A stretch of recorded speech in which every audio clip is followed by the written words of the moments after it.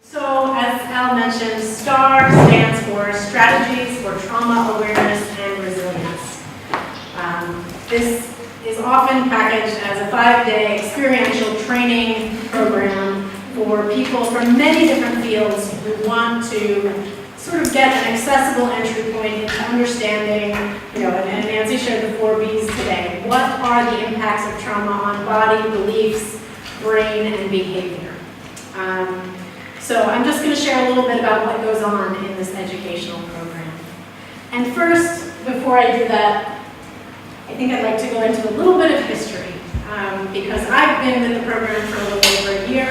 The program has been with me since 2010, and the program has been in existence since soon after the September 11th, 2001 attacks. So at that time, the Church World Service approached the Center for Justice and Peace Building and said, which at Eastern Mennonite University, which is where I currently work and where Barry is and where Nancy was on the faculty for a long time. So we sing from the very end, where Al often teaches, so we sing from similar songbooks. But the Church World Service came to the Center for Justice and Peace Building and said, you do lots of work with people in conflict and injustice all over the world. Can you develop something for people who have just been through this? And so because the CJP had been involved with people, doing conflict transformation with people in many divided societies, they said, yes, we'll sign up for this. And the program was developed under the leadership of Carolyn Yoder. Some of you may know her because she wrote a wonderful little book called The Little Book of Trauma Healing, which is a great, cheap, little, accessible resource if anyone wants to look into that. But Carolyn not only wrote that, but she worked with many people at the Center for Justice and Peace Building, including Barry Hart, including Nancy Good, including Lisa Shirk, Jane Doherty, Jan Jenner, Elaine Zuckbarge, Vernon Jancy, and many more who had collectively decades and decades of experience working with people who had been through a lot of unspeakable violence. The program drew on the Center for Justice and Peace Building's academic strengths and practical strengths in conflict transformation, in restorative justice, human security, spirituality, and brought in a lot of the learnings from neurobiology, from trauma and resilience studies, as an entry point to those kinds of fields. So when we look at peace building and trauma, it was really a chance to bring those strengths together.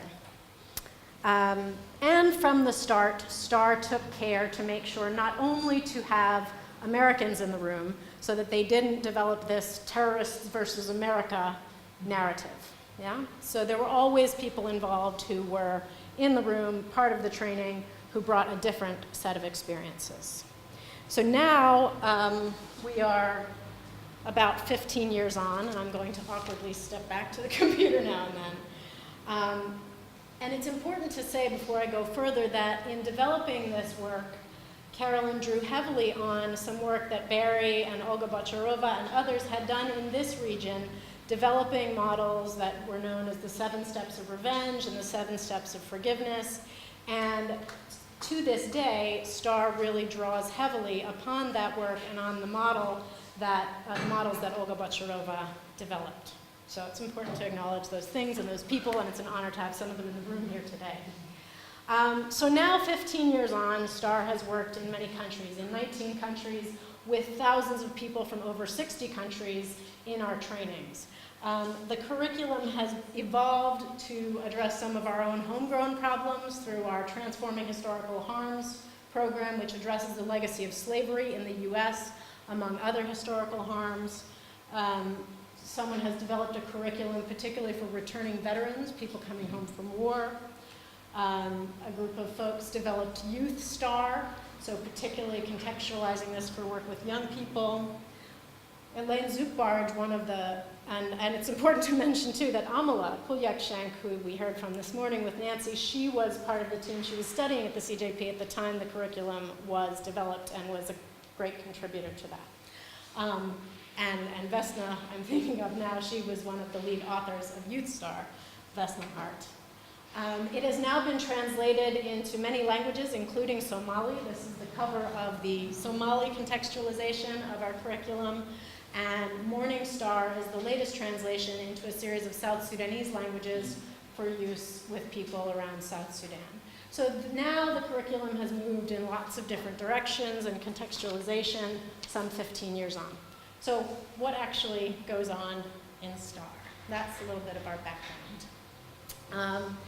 There's a couple of things that feel important to mention in a brief presentation about what happens at a STAR. And the most important is the how. How do we do this? And I think there are a couple of key characteristics. One is that it's participatory. So this is right now very awkward for me to be standing here for 10 minutes speaking at you, right? Because really the experiences that you have and the insights that you offer are the way that we learn in STAR and in life. Artful. We use a lot of arts-based experience to open up spaces for telling our stories and for exploring our own stories. And those range from drawing to role play to movement. We use a lot of embodied and experiential activity, and some of you have been playing with me for the last few days, so thank you for that. But keeping the body in the picture and not imagining that we can learn about trauma or resilience just by listening and talking. And finally, the invitational nature of the learning space is a key piece. You know, Judith Herman wrote in the early 90s, anything that disempowers is, sorry, I just lost her quote. Anything that disempowers, I think she does use the victim language, anything that disempowers the victim is not going to help no matter how well-intentioned. So, you know, I may think if I'm doing trauma-sensitive yoga that a forward fold is always going to help people relax. Well, no, not if their body holds a traumatic memory in a forward fold. So anything we do has to be invitational. If you are comfortable with this, if this is accessible to you, if it feels right, join us in this activity. And there are so many forms of participation. Just being present is participation, even if someone is not going to engage in that particular thing. So these are a couple of key pieces of the how trauma awareness and resilience training goes. And a few people have been raising the question around the edges of this conference, how do you define trauma? We haven't been addressing this enough, right? And Nancy addressed it a bit this morning around the idea of the wound. You know, the root of this word is wound. And in any context that we would be sharing STAR, we open a big space to talk about what are the language anchors for you for this word trauma. But then we take a couple of hours, at least, to explore what I'm about to race through, which is what are the different sources or types of trauma? Because very often, learners, including myself, when first approaching this subject, look at a very personal definition of trauma. Okay, it was my father's PTSD when he came from Vietnam. It was my inability to look 5 days into the future after I ran away from the towers falling. You know, very personalized. And yet, we know, and what comes out of the DSM, what comes out of sort of literature and study and what some people will read about in popular culture who are not focusing on trauma are things like post-traumatic stress disorder, acute stress disorder, things that might show up in manuals, and increasingly there's advocacy for developmental trauma to be part of the literature because of the massive amount of data we have now around childhood abuse and how that translates into unhealth in so many people, in so many societies later in life.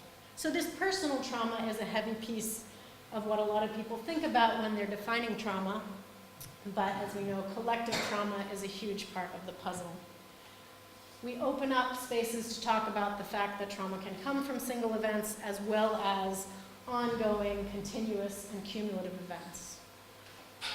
We explore, and we would be taking a few hours to really pin our own experiences on this.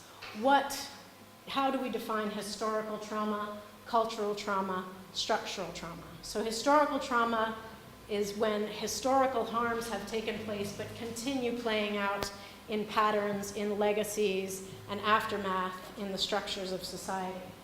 Cultural trauma, when a whole culture might be targeted. Structural trauma, when the structures, and we can see even in my own language now, the intersections among these, that these are not actually separate boxes. So because of our time, I'm not going to go into deeper definitions on everything, and helpfully Nancy and Amala started to address some of these this morning. So participatory trauma, we heard about a little bit. Nancy also spent time just now, which I missed because I was in a competing space, which I didn't like very much, around secondary and vicarious trauma, or what others call compassion fatigue. Dignity violations is something that Barry focuses a lot on as he teaches around trauma.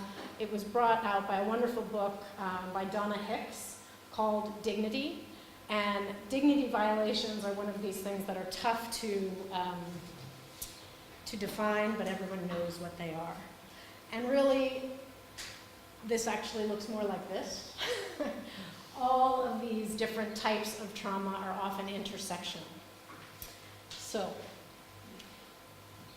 I have to appreciate these words from Toni Morrison: anything dead coming back to life hurts, right? Because when we try to box out different types of trauma, we sometimes just forget there are fuller expressions of this. And the STAR journey, which I will attempt to take you through in my remaining minute and a half,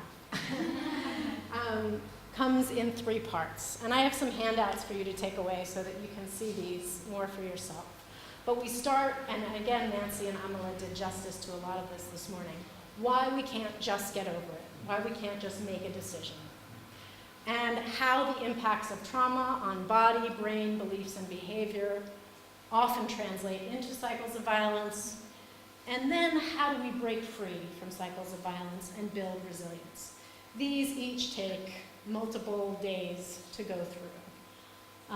So we start with what are the common characteristics of the trauma experience, acknowledging that everyone responds in a different way, and sort of holding these 2 truths, that everyone responds in a different way, and there are some normal responses to abnormal events, right? So we hold that there are patterns, there are things that need a little bit of destigmatization and normalization. Acknowledging this idea that pain that is not transformed is transferred, we then dive into the cycles of violence. And obviously we don't have time here to go through the fullness of what this means. And finally, we talk about, all right, instead of getting stuck in the cycle of acting in on self and acting out against other, how do we break free? What happens to help us break free? How do we acknowledge harm that's been done?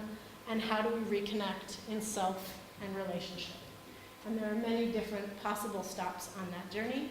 So I'll give you copies of the model and let you know that we then need to spend the last part of our time in any STAR training really attending to self-care and resilience building, not only in individuals, but at the community level as well. So I'm looking forward to talking more about you, particularly with questions about this place. Thank you.